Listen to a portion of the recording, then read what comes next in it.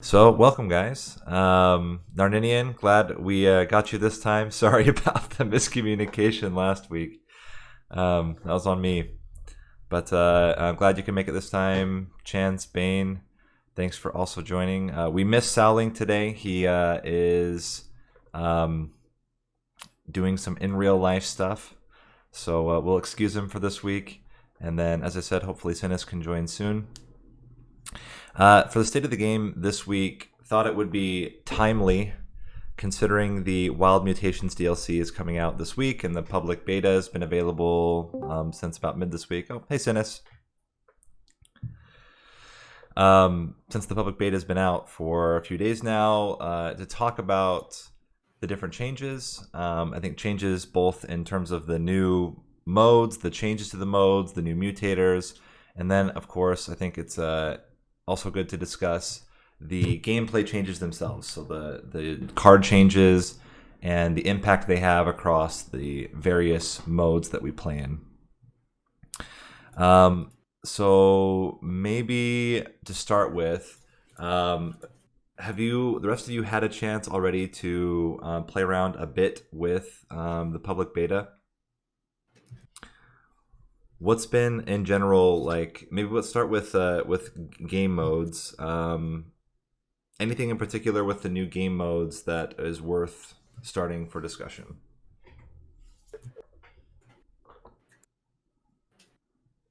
Or what have you guys done so far? No one wants to talk.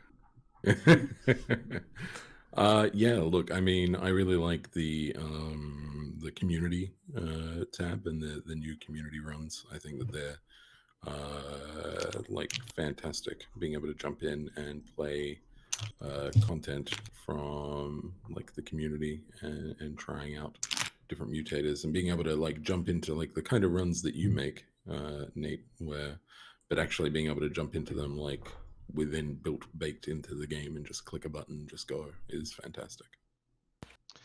For me, I've been mainly trying out the expert challenges. Those are a lot of fun and a great way to add more content after you finish 25. Yeah, I just want to quickly piggyback off of what Bane said there. I'm sure there's other people doing it, but I don't know of anyone other than Nate that's doing what he's doing, and I think he's done a fantastic job of, creating new content as far as different challenges go, and to see that implemented, whether directly or indirectly, is nice. I would say that Nate's are a little different because they have like different win conditions uniquely than the game itself offers. Like the game is based around score and just simply winning the challenge, whereas Nate often has different win conditions, like the Monopoly Man challenge from, I guess, this last week now, where the game is entirely based around coins. That's completely different. And I'm glad the devs have the custom challenge browser, but I don't think it replaces community challenges at all. It's something that I've been debating about. So if we want to start with that, I given the time of the beta, I didn't want to do, at least for this week, a weekly challenge because there would be the pre and post DLC.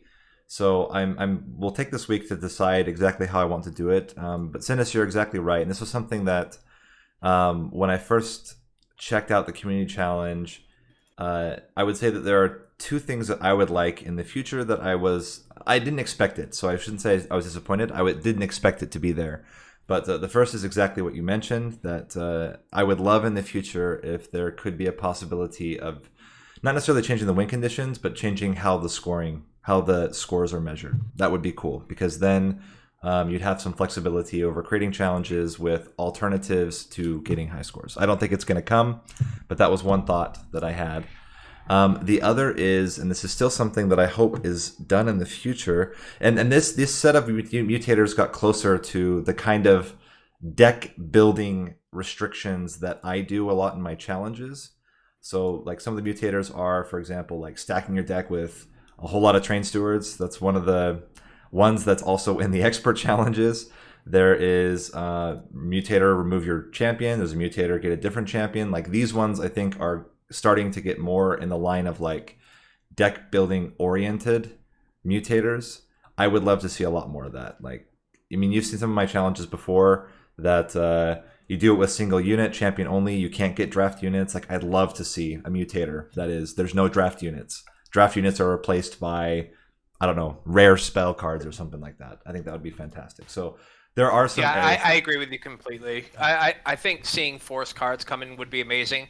Also, I do, however, think that transitioning your main clan champion to another one is something that's going to impact the game in a unique way, for lack of a better term, to make it far more interesting. Yeah, I think it's having done a couple of the custom challenges with particularly that mutator and then a few others.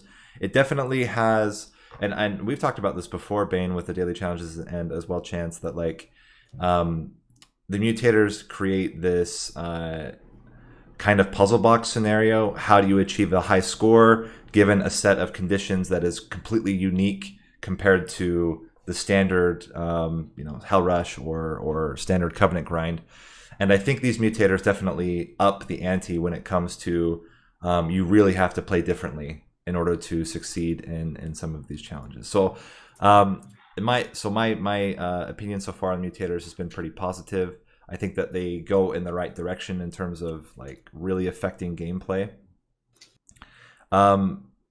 Maybe to go back to these expert challenges, I've done now 4 different expert challenges.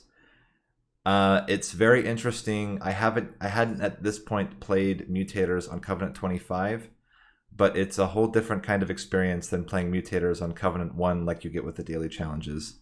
I mean, I don't know, Narninian, if you want to comment a little bit more on that. What's been your experience trying to do these expert challenges? Honestly, yeah. I mean, obviously, it's way more challenging than the daily challenge. I mean, to beat Seraph, obviously, to win the daily challenge, it requires a lot of skill still. But the ones I've tried, like the very first one, you get a random deck of like a bunch of extra cards, and that one forced me to really try out some new cards that I've never supported, and they worked out pretty well. So I think it's not only an extra challenge, but might increase your ability to play the game better in some of them, just being forced to use cards in a certain way.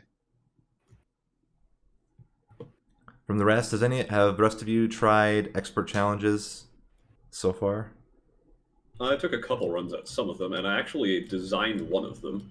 And not to toot my own horn here, but I really like how a lot of them, mine included, explore like the interactions between mutators, because that is just what makes this game so good in general. So mine is Corroded Cash, the one where your units basically get taxed by a combination of Acid Rain and Bleeding Cash. And I was frankly too proud of myself for coming up with that particular interaction, but it's not the only one like that. And I really like how expert challenges allow the devs to build those sort of things into the game and kind of make you as the player and as someone who might be wanting to make custom challenges think about those mutator interactions a little more than you might otherwise. Yeah, for sure. Like, part of the reason that I had never gotten to Covenant 25 was because I didn't really have a goal for getting there. I'd seen everyone seemed to be streaming Covenant 25 runs, and it was just, to me, a little bit, I mean, yeah, I'll get there eventually, and it'll probably be fun. The goal for me was instead, like, hey, just do the daily challenges and the Hell Rush, and that'll be fun, and do occasional bits of grind when I can. Expert Challenge opened up like a desire in me to get to Covenant 25 that I didn't have previously. So that's been going well, but I haven't had a chance to actually tackle the Expert Challenge content yet, but I'm looking forward to it. So let's see. Oh, go ahead. The one where you were forced to make train stewards work was the one that was really hard for me. It's brutal. Yeah. I in my attempt on it, I think I did it Thursday, and or was it yesterday? I don't know. It's all blur.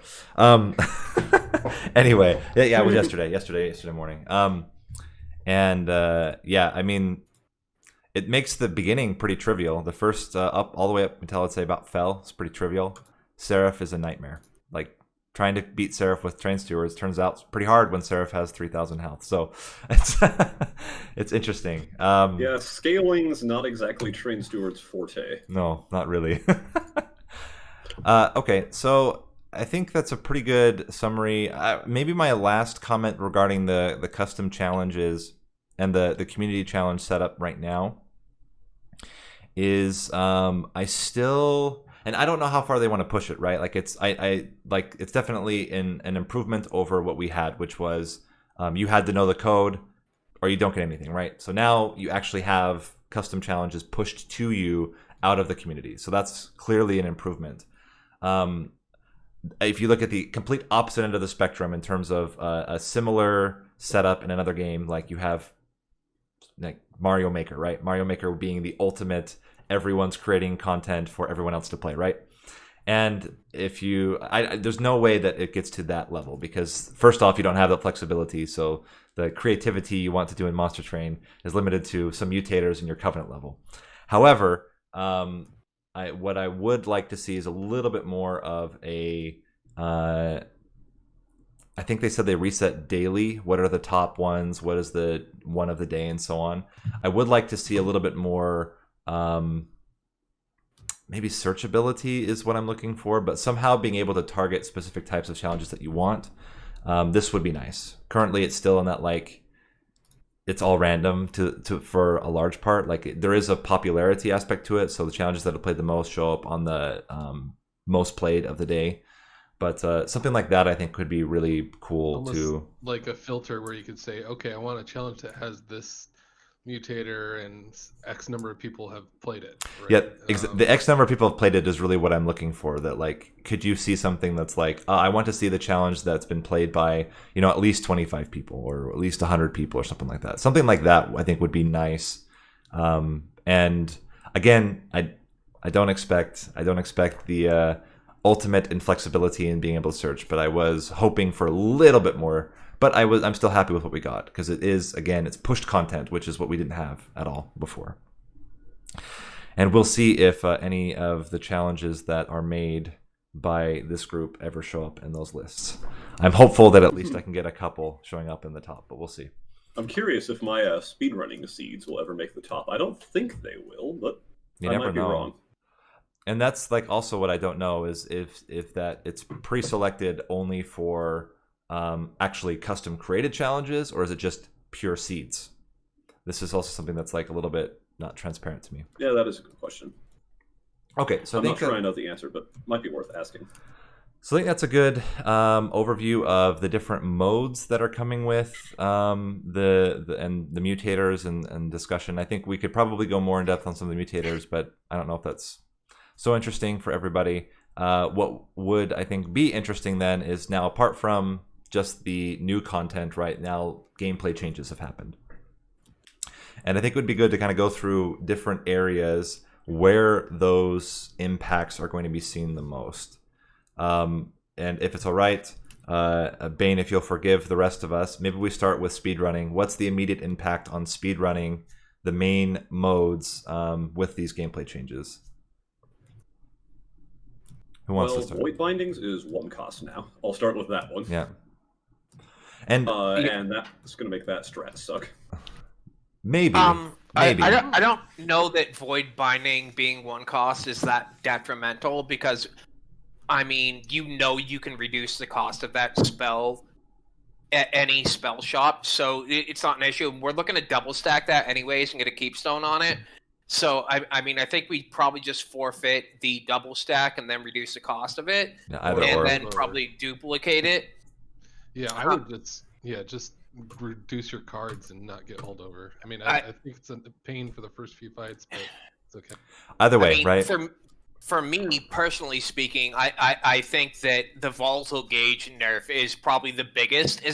I mean, that's just me, and like I know how you guys feel about it, but from a speedrunning standpoint, for me, I think Volatile Gauge and Stygian is just broken as fuck, and I think it's insane not to run that, because the extra draw and the ability to have overpowered spells and multiple, if you just duplicate them and don't worry about the cost, I mean, I think that's going to be huge, because now, like, when I go Volatile Gauge, I'm going to go Ember anyways. I'm not going to go Draw, and I'm not going to go Capacity with Stygian, but like now it becomes a necessity even prior to the initial round, right? So where I start Volatile Gauge, now I have to worry about like what's going to cost for. Is it going to screw me? Like when I take this Ice Tornado, am I screwed, or is it going to have an impact on the game? So I think that's major, but like on the other hand, I'll let y'all speak too, but like I think the Shadow Siege nerf is ludicrous at best. I don't think that's a nerf at all. Nobody's trying to drum that up. Like nobody's trying to build that capacity to play as Shadow Siege. If we're doing Shadow Siege, we're running as sketches, right? Like we're going sketches, so we don't give a shit about the 6 capacity that doesn't impact us at all. I think that, I mean, that hurts a lot more in non-speed running, right? Because if you get Volatile Gauge, then okay, now you can't even play it until the first boss. One thing with Shadow Siege that I don't particularly like, and this is something when I immediately came into mind when I saw the change, I don't like that you can draft a unit that is literally unplayable without an artifact. Like you cannot play this unit without an artifact or a starting card being somehow being able to increase space. And I find that a little bit weird from a design perspective, that you could draft a unit that, I mean, you always had the mana or the ember cost, but I feel like there's so many ember cost enablers. Yeah. There's very few capacity enablers, and there's literally like 2 relics. You either get sketches or you somehow start with. I mean, there's capacity increases, but you're gonna draw the Shadow Siege before you get those in almost every drop, like opening hand. I totally see. I'm sorry. Go ahead. Sorry. If I had Perils of Production pre-nerf, and I saw Shadow Siege, I would just take Ember, take Shadow Siege, and there's maybe like a 1 in 5 chance you get the 6 energy with the Perils, but then you just win the fight. And having a card in your hand that's a dead weight 4/5 of the time, but 1/5 of the time immediately wins you the fight is really not that bad. But now that you have to take 2 boss artifacts to make that happen, I'm going to be a lot more bearish on it. And I'm not actually sure how I feel about the nerf. Like, it deserves a nerf, I would say, but I'm not sure about this specific one. That's what I think. I think there could have been a different way to target Shadow Siege than increasing capacity.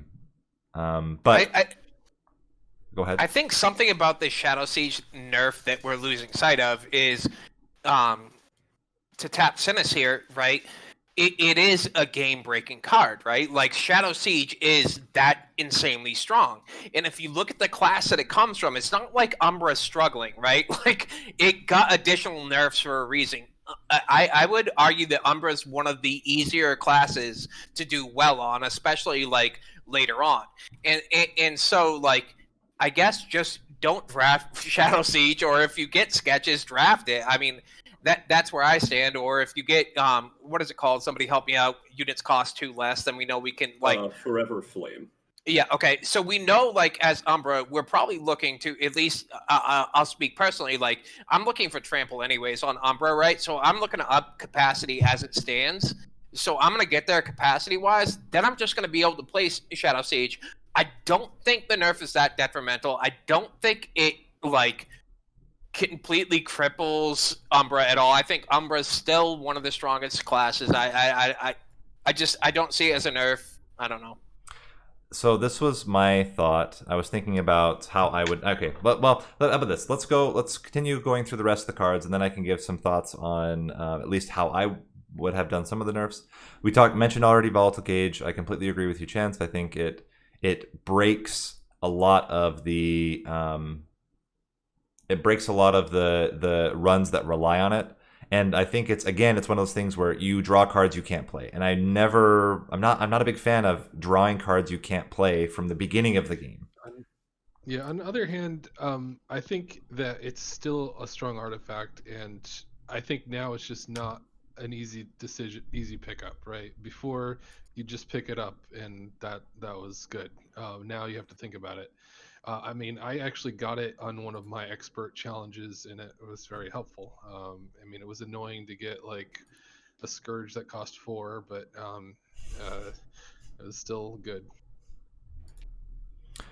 So then specifically targeting speedrunning, we talk about void binding. I'm of the opinion this doesn't influence the run dramatically. At worst, it's a 20 coin penalty. I think the sketches run doesn't change at all. Right. Shadow Siege sketches is completely unaffected.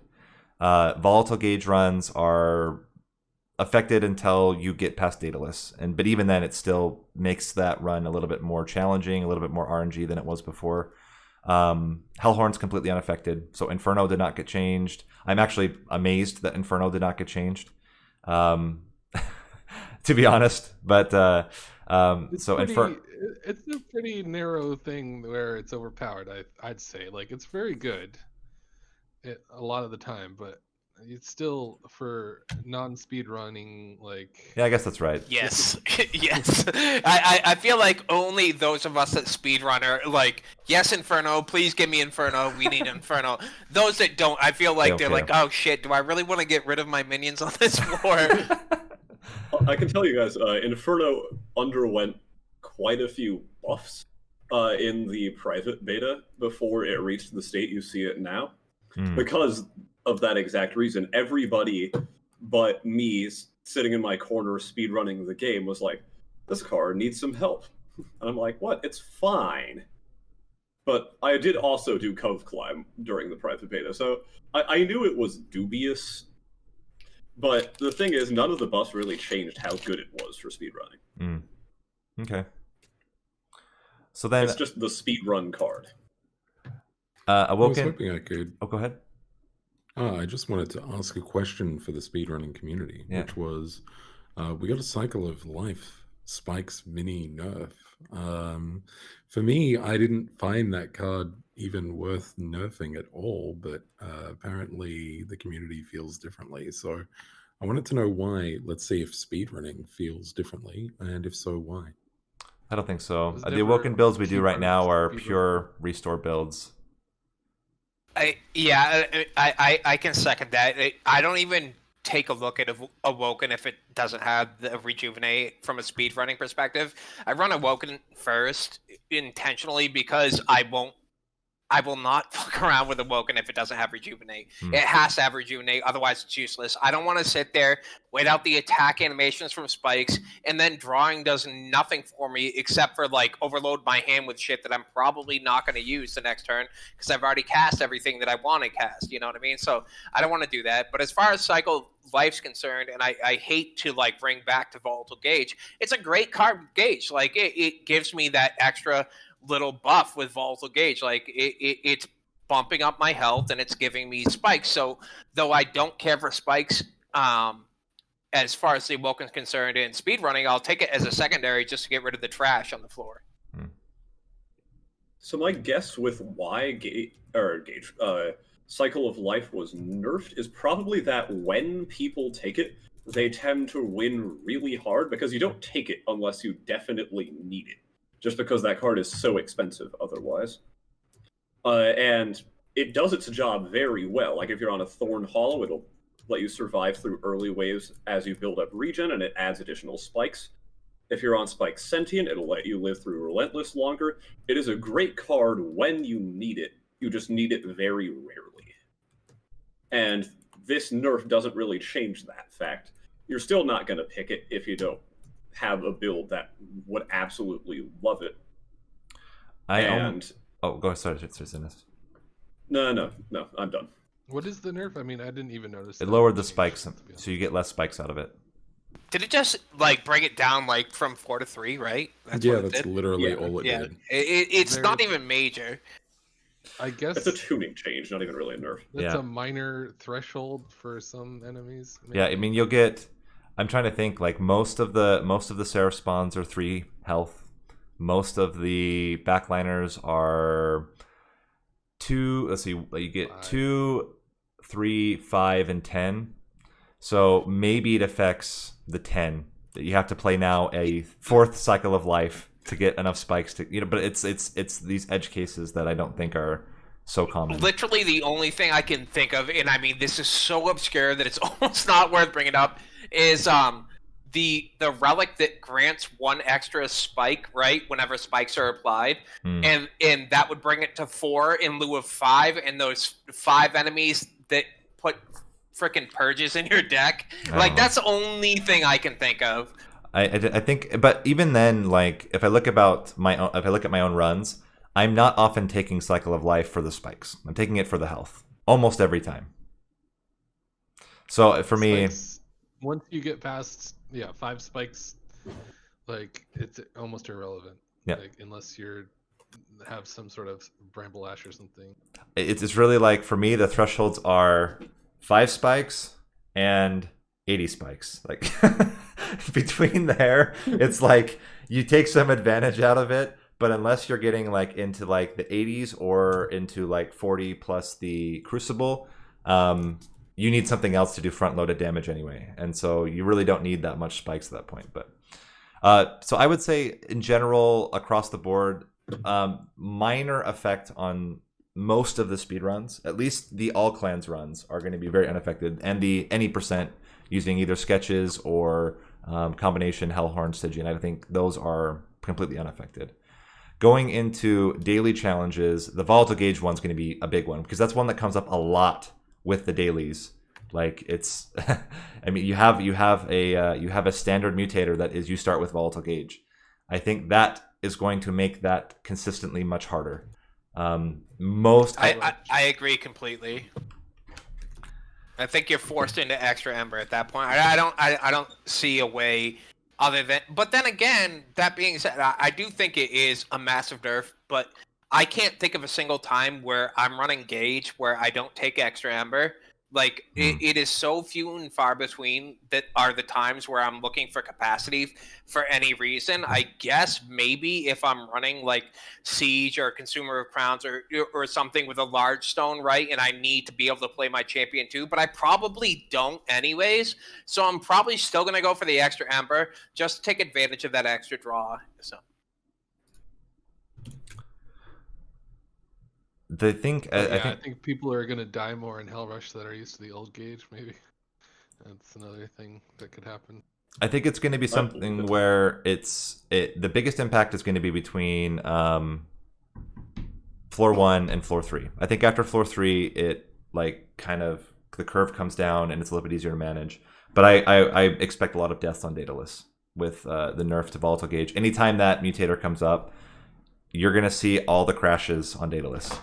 I think they'll survive the first fight. I think they'll survive the second fight barely, and then I think they're going to get wrecked by Daedalus. This is going to be I totally concur with you there. I think people trying to force out that 3-floor boss rush just won't realize that that's not possible anymore, and it's going to take some major learning. I think that will be a learning curve. Yeah. Cinis, you were going to say something? I was not. Oh, you were not. Good. Okay. Okay, so I'm trying to think what else changed. We have the volatile gauge, we have Shadow Siege, we had the totem, the sap totem, both sap and frostbite totems got nerfed. This was, I expected a nerf to the sap totem. I was not expecting a 3 cost, to be honest. That kind of surprised me. Any thoughts on the 2 totem changes? Yeah, I don't know if that's the right way to nerf it. Like, I think 2 costs maybe would have been enough, but it just, you kind of get tanked on the first turn and then it's over, right? When you play it, is the only turn that you're affected by that nerf. Yeah, I agree there completely. I think you've wrapped it up perfectly. I think it is an over nerf, but I think it is an over nerf only because of that first turn. As soon as that card is played, we don't care, right? But I mean, in order to nerf it a different way, I think we're talking about things that haven't been implemented in the game yet, whereas to a maximum of X, right? Or alternately every blank cost. So every 2 spells it adds this. Or like you can sap up to a max of -5. Something like that. I don't think there's another way to nerf it, and I think that's why they went that route. Yeah, you can blame me for this one. I actually suggested this change. And the rationale, because I was looking for a way to nerf this, there wasn't really a good way to do it. The only other way would have been to make it 2 capacity, which, yes, you could do, but that completely breaks the totem archetype, since every other totem in the game is 1 capacity. And just that lack of options is kind of the nerf you see here. So you play it, and that's your turn. You play it, that's your turn, and you have to make sure you don't die on that turn. And I think that's the only change in gameplay you'll see. I'm not actually seeing 2 capacity impacting it that much, to be honest with you. Like, I feel like, maybe I'm just speaking on my own here, but as Stygian, right? Like, you're a 1 capacity champion. Like, you lay down that totem at 2 capacity, and then your Frostbite frontliner at 2 capacity without even upgrading capacity. You're fine. That's it. It's over. Yeah, 2 capacity would be useful to stop multiple totems on the same floor from being as effective. But again, all other totems are 1 capacity, and changing that for this specific totem I found very strange, so I didn't suggest it. And it does limit you from getting 4. It would limit you from getting 4 totems with health or whatever. But I do think it needed a nerf, and it's difficult. You can't really nerf sap. Yeah. In the increments we'd want to, because having it is way too much. So they had to do something. I agree. I don't see that. I do think it's an over nerf, but again, I think that the only way to appropriately nerf totems like that, not necessarily like the Frostbite totem, which just helps you out in the long run, cleaning up the trash that's going up your train, but as far as the sap totem, I think the only way to nerf it would be to put a cap. Shifting gears a little bit, and we can come back to some of the specific cases. Bane, you put out a video based on your stream on, yeah. Here we go. On the philosophy of designing around the top end game versus designing around more holistically.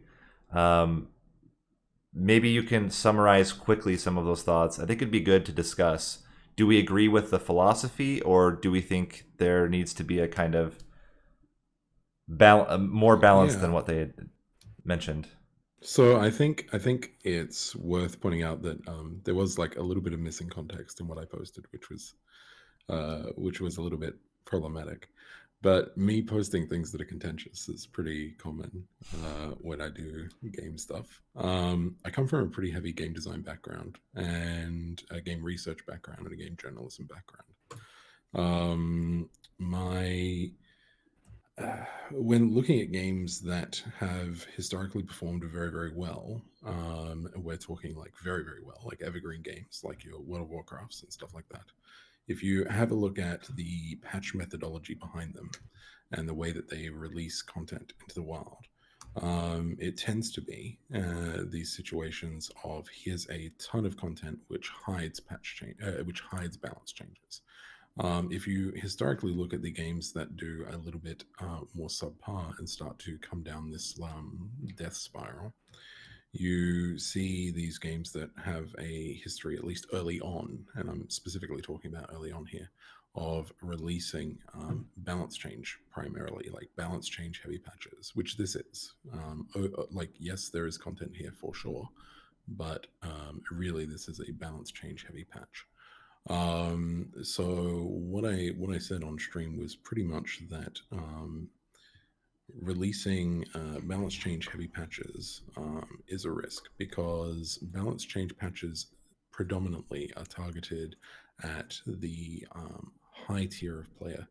The problem is that the low tier of player is what makes up your entire customer base, basically. Your high tier of player is what produces your content. So yes, you need to keep them happy because they're your content producers, they're your content creators, they are what keeps people coming back to your game. In some ways, but the low player ceiling is where most of your bread and butter as a development team is made, unless you have a very strong esports heavy environment. I think that's a valid point, and one of the things that I can make a comparison to some other games. I won't. I think it's probably not great to list games, but there are games that I played for a long time, and I always had this approach of when I would read the patch notes, are these patch notes inspiring me to come back to the game? Like I haven't played the game in 4 or 5 months. There's a brand new patch. Does this patch inspire me to play the game? And to that point, I don't think I've ever had an experience where like, oh my gosh, this balance change really just makes the game for me. It's almost always content based. So I think to that point, from just looking at historically, and this is where I agreed with a lot of your video, is yeah, like for me, it's what has someone excited to continue playing, what has someone interested in coming back to the game, and does the patch achieve those goals? And for me, yes, I think it's important that you continue to keep the high tier players engaged. But for me, the patch should be designed around, will this patch keep people playing and bring people who stop playing back? Not, does this patch, address this high win rate on us? Like for me, that's not like, I get it. It's a thing that maybe mentally you think about, but for me, it's not something that is really contributing to whether I play the game. If volatile gauge is out of balance to the point where like every time it gets it, the game is trivial, yes, address it. Absolutely. If it's something where every time I get it, it's still challenging, nerfing it a little bit isn't going to inspire me to come back to the game. So this is like, for me, when I was looking through the patch notes, I said, okay, what is there that is bringing me back into the game? And for me, it's a lot of the community challenge stuff. But there wasn't a balance change to me that was like, okay, yeah, this fixes a huge glaring problem with the game. And to that point, the question is it valuable? If I do make a comparison, Hearthstone almost never does balance changes. They do, but it's very rare. They very rarely do it. And I think recently they've changed that methodology, but especially early on, they did not do a lot of balance changes. Nerfing a card was like twice a year, and they had a huge player base for a long time. And so that's a good question in general. And maybe I'll put this out to the rest. Do you think that regular balance changes fit a game like Monster Train? I personally am of the opinion I don't think so, but I'm curious what you guys think. I would love to take this because I want to play devil's advocate here from a totally different perspective, right? So I think they are gearing it more towards those players that, and I'll exclude myself from being top tier, but those players that can consistently win runs and do well on the daily challenge, right? I think that understanding that a lot of to your point, Bane, I do believe that you need content creators to drum up intrigue, for lack of a better phrase, to get people involved in the game. But if everybody coming into the game can do what you can do, it's just going to be boring. Like, they're not going to give a shit. They won't care. Like, and so to watch things and to learn things, it's what keeps me involved in games that I'm not good at. It's what keeps me involved in games that I am good at.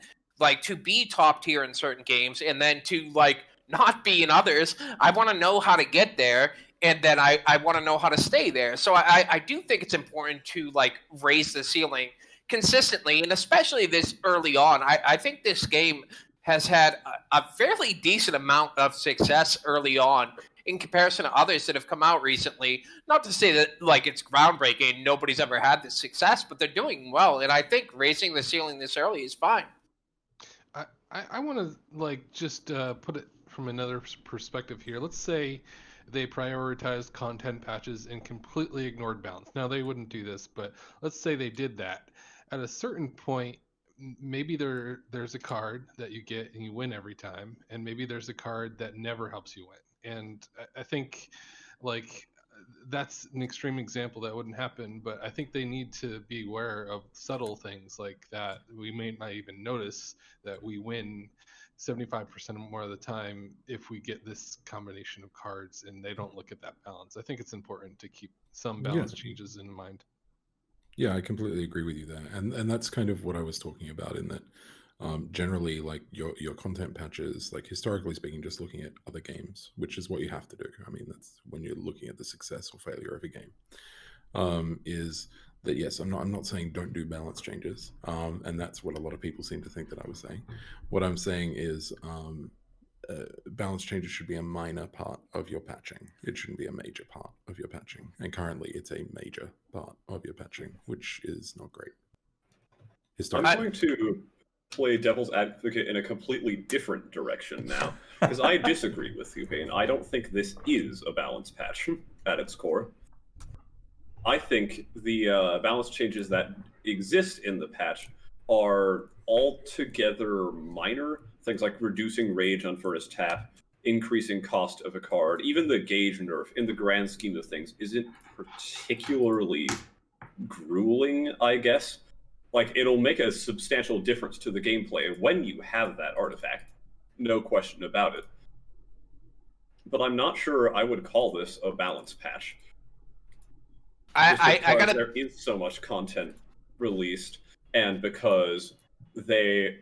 And I think this is a branding issue, too. They don't brand it like a balance patch. It's not Monster Train with new balance. It's Monster Train Wild Mutations, a free DLC, which implies to me additional content. Okay, I'm cool with the additional content. I think we already touched on earlier that the additional content is a great thing, and I totally concur there. Like, that's fantastic. However, although I do not necessarily agree with Bane in one way, where I think raising the ceiling is fine, I think to deny the fact that it's a balance patch is ludicrous at best. Of course it's a balance patch. Of course it is. Of course it's geared towards those of us that have been more successful and later on. There are still people struggling to get to Covenant 25. There are still people that like don't necessarily understand even after videos how to speedrun. There are still people that struggle with Hell Rush and the daily challenges and have never gotten like a higher score. I mean, that's going to happen, but like that drums up interest for those people that want to get to that point. Like, they're going to continue watching content. They're going to try to learn how to do it, and I think that's what makes it good. From Bane's perspective, I do see where he's coming from. I don't think he's faulting balancing overall. I don't. But from where you're coming from, saying that it's not a balance patch at all, I don't get that. Yeah, I mean, not to jump on you because that feels bad, but when you have 200 cards and over a quarter of them received balance changes, I think at that point you have to consider it a balance patch. Or at least it's a balance patch bundled together with the DLC. It's true. Yeah, which is and this is perhaps where definition is wrong here, because what I consider a balance patch isn't buffs, nerfs. It's more reworks, like full rewrites of certain cards, and that may be a result of the games I tend to play, like Pyro, which prefer to what? Like Pyro. Like Pyro. No, yeah, that's a rework, but most of them aren't. No, that's right. I think it's and so clearly I'm fighting a losing battle here. No, I think it's a definitions battle. No, I think I see your point. Most of them are minor adjustments. I mean, which might have a big impact, but they are not by core redefining what the card does, except for that one.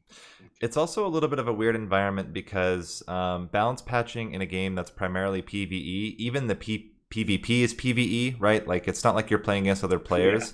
Yeah. It has a very different feel than a pure PvP game, because then you're having to consider, can I do a strategy against another person versus like, how does this affect, in our cases, an ability to speedrun, our ability to perform in daily challenges, our ability to perform, but it's all more or less PvE content. So it's a little bit interesting that weird. You brought up Hearthstone not having a lot, whereas that's a purely competitive game for the most part. And so balance would be more important than that, I would imagine. Yeah, so Hearthstone does this thing which is pretty similar to the way Path of Exile does things. And I used in the thread that Nate's talking about, I used Chris Wilson's talk at GDC where he goes on about how Path of Exile eventually became successful. And the idea is that the content changes in and of themselves balance things. So rather than making adjustments to existing content, the additional content balances the content that already exists in the game. And that's how Hearthstone tends to tackle its philosophy, which is, I'm not going to say whether or not that's better, but clearly it was successful for them. Yeah, but it is tough to consider Hearthstone against this kind of game when this game is a PvE experience primarily. But that's exactly, and this is where I also really liked what you had said before in your other video, is I this is the approach that I would hope it gets adopted in the future, is exactly that. Like, you have Pyrogrow that's not working. You could rework it. This is a pretty obvious way, which they ended up doing. You could rework it. Alternatively, you could say, well, maybe we don't have good enough targets. Let's create some better targets for Pyrogrow. Ones that you really are inspired to make this work. And by the way, there are some videos of people that made Pyrogrow work to spectacular fashion. So I think it's those cases where, and maybe Shadow Siege is the same. Maybe there's a Shadow Siege nerf in a way that is through, you design an enemy that is, I don't know, somehow affects someone like Shadow Siege. I don't think you can do that. But the idea would be like, I wonder if there's like this roundabout way to do balance changes in a game like this that might be better suited. I mean, if you take it like the ultimate example, right? Like Magic the Gathering, the ultimate card, right? Like you can't tell everybody, go get out your pen, right? Nerf, it's now 3 mana. You can't do that in a game like Magic the Gathering. And I almost wonder if that type of like, once we print a card, it's done to a certain extent, might be a way, force you to use design logic to balance rather than just straight up changing card stats. I think what you have there is an excellent point, and I'm not trying to like go back to whether or not it's a nerf, but I think that would be how you create new content, right? Like you keep the cards the same and then develop enemies that maybe don't give a shit about what you can do, right? And I think you have a great point there, Nate. I don't know. There's a type of, go ahead. This type of balancing, like content is one way to balance, and I think they're at the point where the content that we're talking about, where we're adding content to make things work, is pretty far out there in the future. So that wasn't probably an option, right? Like adding new clans, adding new cards, that's a way bigger content push than the Wild Mutations was. Yeah, no, I agree. I agree completely. And I think what they gave us for an opener on this game, and what obviously has all of us invested, was enough. Like, to be honest, and like to like address the elephant in the room, I mean, the big comparison is Slay the Spire, right? Like, that's the big one.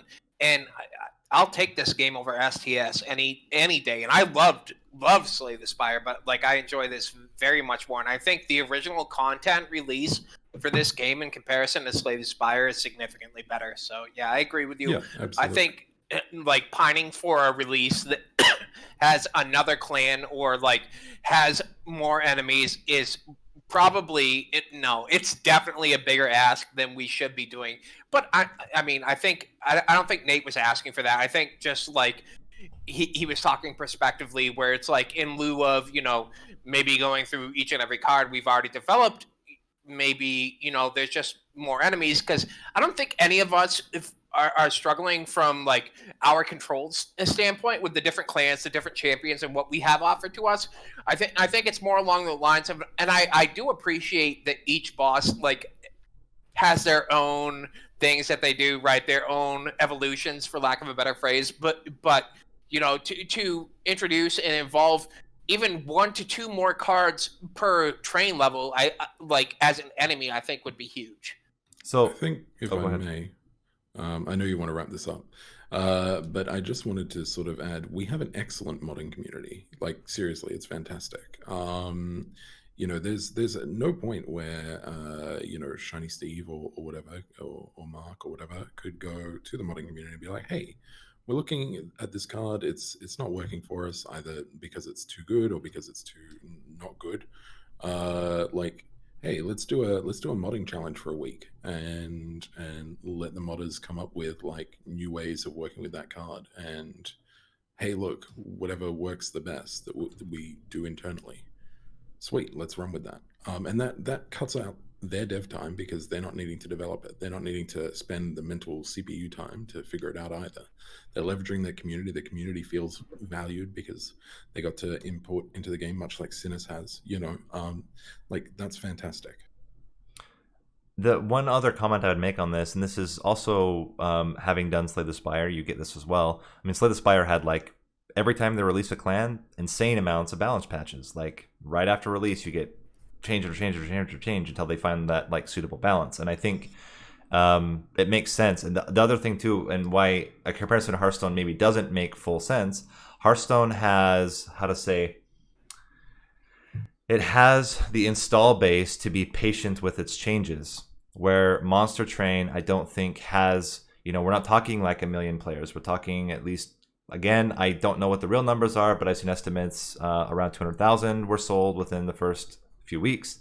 So it's not a massive install base. And if you wait 6 months to put out patches, right, you're going to lose that install base.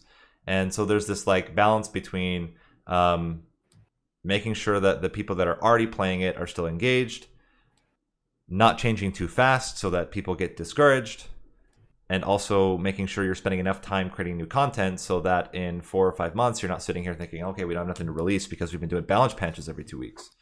And I mean, the other game that I played quite a lot was like Underlords, back when Dota was, or not Dota, the Dota chess, auto chess was really popular. You had Underlords, you have all these ones. It's another example for me of a game that was so focused on balance changes that the new content came out so late that a lot of their player base died off. And you can see that in the numbers, that Underlords had a huge spike at the beginning.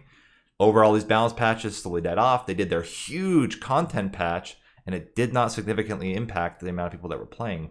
And I think this is where I'm hoping that, I think the packaging, maybe not to this group here, but I think the packaging to most people was primarily focused on the new content. And I hope that that's the impression people get, because that's what, at least for me, creates longevity, is content creation.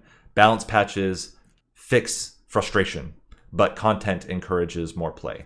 And I think this is hopefully the pattern that we see, is a mix of content when the game's starting to come a little stale, and definitely this is a game that will get stale if we don't have a lot of content, and then balance patches when there is clear, frustrating gameplay. I'm personally not convinced the game was frustrating enough to need enough balance patches. I understand that may not be true for other players, and I understand that like they want to get rid of 75% plus win rates, whatever they end up being. But for me, hopefully the focus is still, because I think right now, my perspective is I don't think the game is significantly out of balance, but I'm really hopeful for new content, because I can imagine in 3 or 4 months, without new content, this is going to be hard to justify for me continuing to play, as much as I love the game. Any other remaining thoughts? We have about 5 minutes left. All right. The only other thought that I have to sort of say about any of this is more of a thought sort of aimed at the devs. I just wanted to say that I hope that when the devs look at the various stats that they gather, because I know that they gather quite a significant number of them, I hope that they are looking at the differences between players who are restarting battles and so on and so forth to get their ideal situation, which is fine. Like I've said before, I have no problems with that kind of play. But allowing that kind of play to choose what cards are good and what cards are bad is probably not ideal. So I'm hoping that when they're looking at that sort of like stats and the win rates and stuff like that, they are able to discern between the players who are, what's the win rate of this card with the players who are just playing like every battle as it comes and aren't really restarting, versus the ones where they are restarting every battle until they get the perfect situation. Yeah, I feel you there. I'm ready to take one on the chin, like for real. I don't restart. I mean, I guess I got nothing against it. I just wouldn't do it. I'm not saying I judge others that do, but I understand everybody's trying to look for their ideal circumstance, and there's definitely help there as far as the learning curve is concerned. But I'd rather go the long way around than like just restart a battle, especially when it comes to a daily challenge or something like that. But yeah, I get completely where you're coming from as far as like this card traditionally would be the better card, but this card works out better in this circumstance. So we need to look at that. Like, how much is this card here that they're taking after a restart impacting the game in the long run?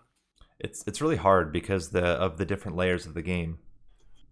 If you play Shadow Siege, or not, maybe Shadow Siege is a bad example, but like where you play cards has an impact on their win rate.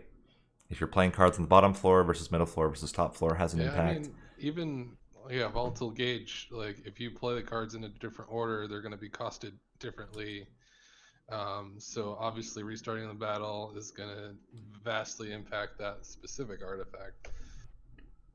Yeah, and yeah, it's hard to say, but I would say at least my summary impression of the patch is I'm really excited about the new content. Like first off, really, especially all the new mutators, the expert challenges that already added, at least a few dozen different plays that I can do now. When I was thinking of from a content creator perspective, that's a lot of content that I can do. Expert challenges. Oh, let's try this with this clan. Let's try this with this clan. So that's already really good for me from a content creator perspective. I think for most players as well, being able to have this Covenant level 25 additional challenge is quite good.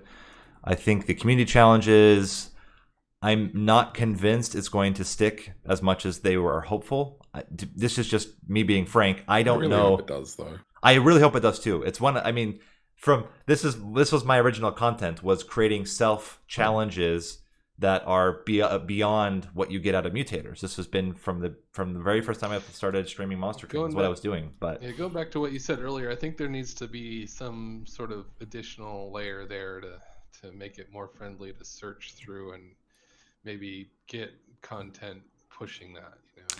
Yeah, we currently have. There we go.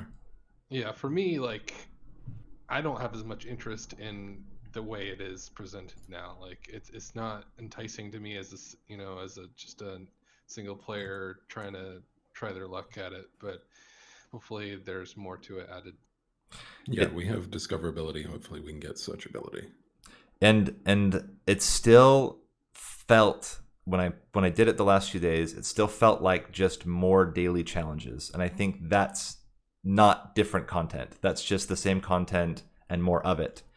And somehow if the community challenges can differentiate itself enough from the dailies, then I think it's a success. I don't think currently it achieves that, but at least there is a move, hopefully, in that direction, that somehow this can evolve beyond. I don't know that they will ever do it to the level that I do it, like with win conditions and things like that, but yeah, I'm hopeful that it pushes in that direction. Really sell it for me, like, because daily challenges all have you, okay, I want to try to beat it on the bottom floor. Yes, I have different obstacles to do that in every day, but that's still the goal every time. So having alternate win conditions would be really awesome content. Okay, we are at time. Appreciate all the comments and the feedback. Appreciate the discussion. I think as well, it's one of those things, and this is true of all patches, major changes. You need the dust to settle. So maybe in 2 or 3 weeks after there's been a lot of play, we realize, okay, yeah, like there were reasons why all these things happened, and some of them are very obvious. But it'll be interesting to see how much it changes things. Interesting to see how much of the content gets. What's the word for it? That they get capitalized on it, that people are actually playing the content. We'll know very quickly in the community challenges because they list how many people play them. We'll see how often they get played. Yeah. So with that, we can end today. I don't know if you guys are interested. I thought for fun, first off, who's currently on public versus standard? I'm on public right now, public beta. Public right now. I'm running Still on public as standard. well. I've been switching back and forth. I'm still trying to beat your speed run. If you guys are open to it, I will create a new custom challenge within the public beta and send you out the code. And if you are interested, you don't have to do it now, but during your stream, if you want to give it a shot, and we'll see who can do the best at this custom challenge. I'll send it out in just a few minutes. Sounds Sounds I'll good. report it tomorrow then. Cool. Nate, I Thanks want for to thank you hosting again it. for having all of us and organizing this. I think it's a great thing that you do. Thank you. And I appreciate you guys I wanna joining. Thank you, and I also want to thank Shiny Shoe. Look, I know that I sound a little negative with what I've said, but it's just because I love the game, and I think that's what everyone's here doing. You know, we're passionate Agreed. because we love the game. For sure. I think that's absolutely why all of us are here, and I don't think anybody thinks that about you, Bane. Excellent. Thanks, guys. Talk to you again later. Hey, thanks for watching. If you like this video and want to see more of this kind of content, hit that like button, subscribe, comment below, check out the other videos, and I'll see you in the next one.